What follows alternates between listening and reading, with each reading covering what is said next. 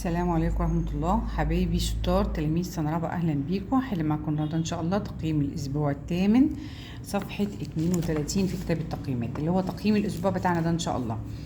بيقول لي إيه؟ اختر الإجابة الصحيحة. 36 تساوي كم ضعف العدد 9؟ يعني التسعة في كام ب36 يا شطار؟ التسعة في 4، يبقى 36 بتساوي 4 أضعاف العدد 9. 4 أضعاف العدد 7 بيساوي، هضرب الأربعة في 7 ب28. السؤال ثانيا، قارن بين العددين 35. يعني هقول له ال30 ده هي الكبير، أقول له تساوي كم ضعف الكام في 5 ب30؟ الستة في 5 ب30، يبقى بيساوي 6 أضعاف العدد 5. أوجد قيمة المجهول في المعادلة ب في 8 بيساوي 24، يبقى البي هتساوي، هقسم 24 على 8 يعني بيساوي 3. سؤال رقم 3، قرأت منى 8 صفحات من كتاب أمس، ثم قرأت اليوم 6 أضعاف ما قرأته أمس، يعني 6 أضعاف 8. كون معادلة ثم حلها خلاص للوصول إلى عدد الصفحات التي قرأتها منى. أنا هفرض إن عدد الصفحات التي قرأتها منى ب، يبقى ب هتساوي 6 أضعاف ما قرأته اللي هي 6 في 8. دي المعادلة، يبقى الب هنا هتساوي كام؟ 48، لأن 6 في 8 ب 48. وده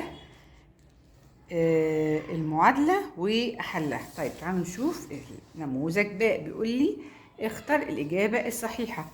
5 أضعاف العدد 4، يعني هضرب ال5 في 4 بكام؟ ب20. العدد الذي يساوي 3 أضعاف العدد 7، هضرب ال3 في 7 بكام؟ ب21. قارن بين العددين 2 و18. ال18 اللي هو الكبير يساوي، أقول له 18 يساوي أو تساوي 9 أضعاف الاتنين، لأن 9 في 2 بكام؟ ب18. أوجد قيمة المجهول في المعادلة. دي بيساوي 42 في 6، يبقى أنا هقول له دي بيساوي، هضرب ال 42 في 6، ال6 في 2 ب12، 2 وبطلع بالواحد، ال6 في 4 ب24 ومعايا واحد يبقى 25، يبقى دي ب252. رقم 3، أكل محمد 3 ثمرات من البرتقال خلال أسبوع، وأكل أخوه 8 أضعاف ما أكله، يبقى 8 في 3. محمد في الأسبوع نفسه كون معادلة ثم حلها للوصول إلى عدد البرتقالات التي أكلها محمد. عدد البرتقالات التي أكلها محمد ده هرمز لها بالرمز مثلا إيه؟ إكس. هقول له إكس بيساوي 8 في 3، يعني بيساوي 24 برتقالة. نموذج باء جيم، المفروض ده جيم برضو. 45 تساوي كم ضعف الخمسة؟ 9 أضعاف الخمسة، لأن 9 في 5 ب45 أهي. العدد الذي يساوي 6 أضعاف العدد 3، هضرب ال6 في 3 بكام؟ ب18، يبقى 18. قارن عن الأسئلة التالية. أجب عن الأسئلة التالية. قارن بين العددين 6 و42، يبقى أنا هقول له ال 42 اللي هو الكبير، العدد الكبير يساوي 7 أضعاف الستة. وده ليه؟ لأن الستة في 7 ب42. طيب تمام. رقم 2، أوجد قيمة المجهول في المعادلة التالية.